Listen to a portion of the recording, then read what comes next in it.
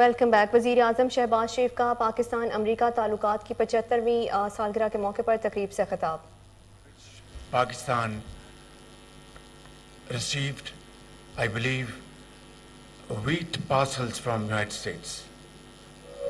And that's how this long journey of friendship started, and it touched epics of glory, and at times, it dipped to low points.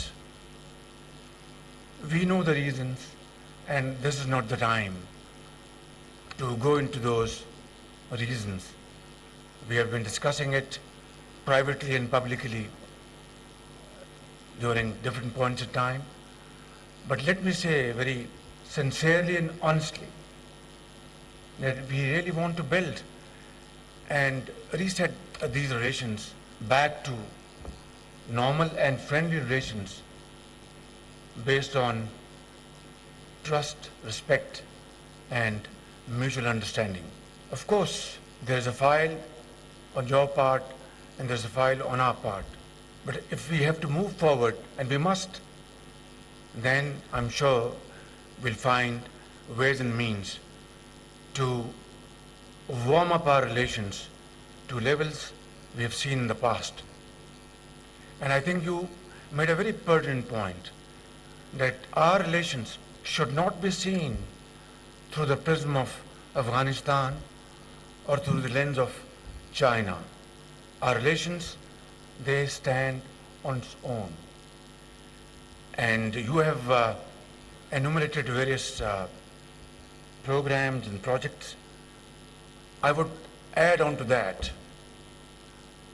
When Pakistan was facing worst kind of power outages, Prime Minister Sharif decided to spend from our own scarce resources to invest another 5,000 megawatts. Finance Minister Hazagdar he opposed it tooth and nail. He said, I don't have the money. But obviously, now this is democracy. He had his own pertinent point, and Prime Minister Nawaz Sharif thought, no, on top of what we are getting in terms of CPAC projects, let's not delay it, because if there is another dharna, so to say, then this CPAC program will be derailed, and by the time of elections 2018, we won't be able to show anything to the people of Pakistan. And Mr. Mehboob will be our very, severe critic that what this government has done. So what I'm saying is, as a result of that program, that decision, 5,000 megawatts, out of that 3,500 megawatts was installed by GE, United States blue chip company.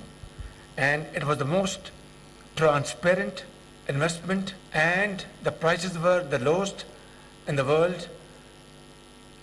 It can't be beaten as I speak. And in the fastest possible time, these plants were installed.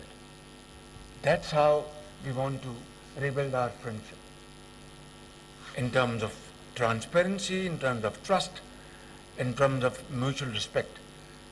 And I want to assure you, my friend Ambassador, that I'll be the most ardent supporter of this friendship. Let bygones be bygones. As I said, there is a lot you would want to say, or your side would want to say, and on our side.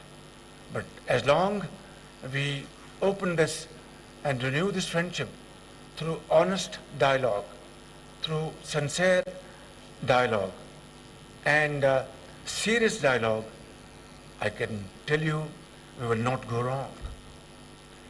And I was in Washington, New York, with my colleagues, had very productive, short but very productive meetings with Secretary Lincoln, and of course my meeting with President Biden was again very reassuring.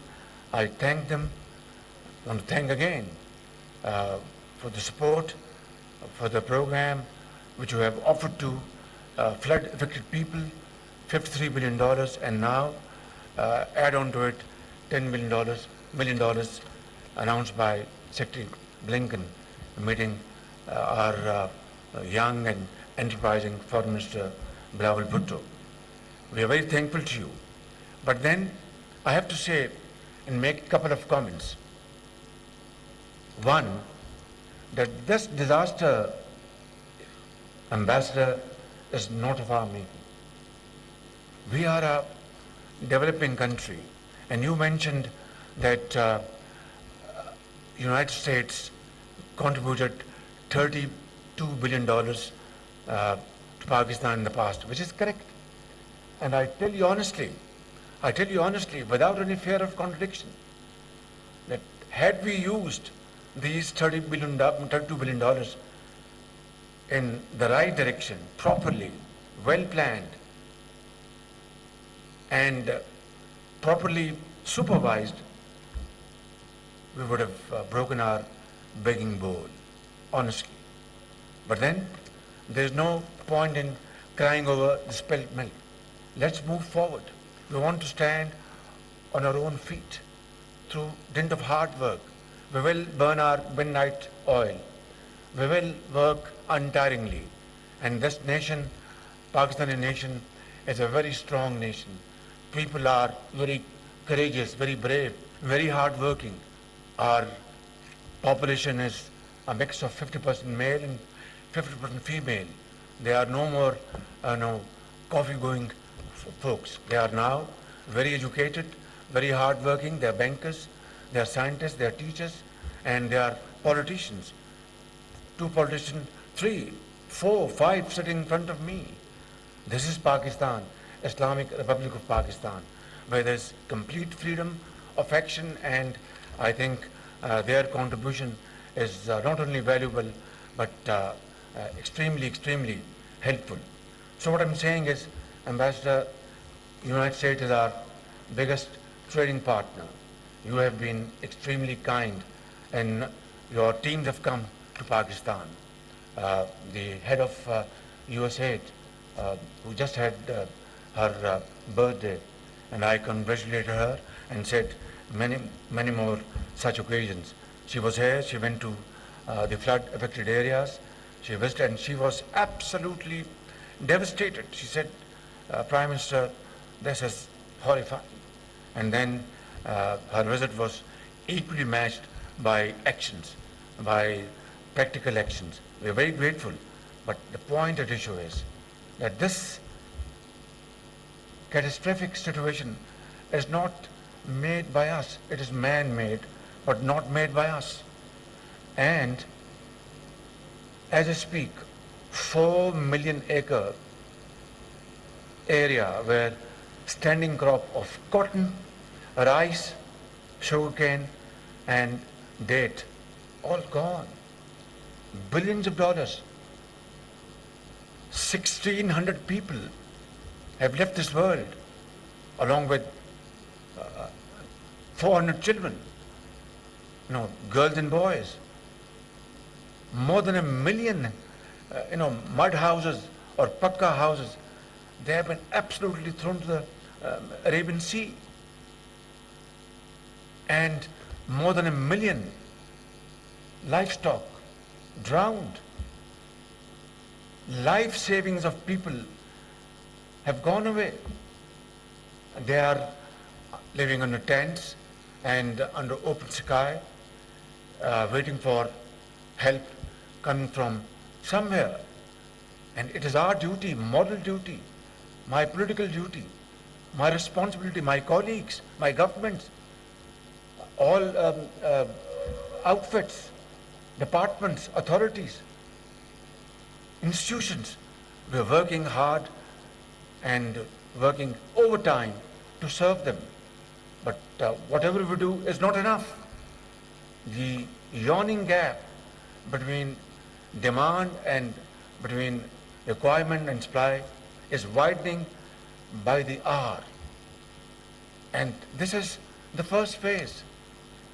And the final phase has yet to come, phase of rehabilitation and reconstruction, and which Sherry Rahman Sahiba always keeps on telling me it has to be, Prime Minister, resilient infrastructure, it has to be adaptive, and of course she's right, and that costs money. There's no free lunch. Therefore, I would, again request you, as a friend, you are a great friend, and your country has supported Pakistan, in a very big way. It is clear, loud and clear to all and sundry, that now we need international community to stand by us and support us. We're not asking for sums of monies. We're asking for relief. We're asking for funds to rebuild our infrastructure. We're asking for our people that they get their jobs back, livelihood, agriculture, industry, commerce, trade, export. For that we need incentives, relief, moratoriums. This is our right. We have not brought this disaster upon ourselves. It's nature. We are not blaming anybody. We are a country which is under 1% of carbon emission. So I wouldn't want to go into details and have a lengthy speech. Obviously, I think soft drinks are waiting for them. Soft drinks, I mean. And of course, snacks, of course, they're waiting for them. What I'm saying is that we want to build we want to go back to those wonderful times with the United States of America, where our relations were not beholden to others. It had its own standing, own structure, and I would work most willingly to build that relation. Thank you very much. Pakistan Amriki Dosti Zindabad. वजीराअज़म Shehbaz Sharif Pakistan America ताल्लुकात की 75वीं सालगिरह पर तकरीब से खिताब कर रहे थे। उनका कहना था कि अमेरिका उन पहले मुल्कों में है जिसने पाकिस्तान को तस्लीम किया। उन्होंने कहा कि अमेरिका ने मुश्किल हालात में पाकिस्तान की मदद की। उनका मजीद कहना था कि पाक अमेरिका ताल्लुकात को चीन और अफगानिस्तान के तनासुर में नहीं देखा जा सकता। वजीराअज़म शहबाज शरीफ ने कहा कि हम मुआशी तौर पर अपने पाँव पर खड़ा होना चाहते हैं।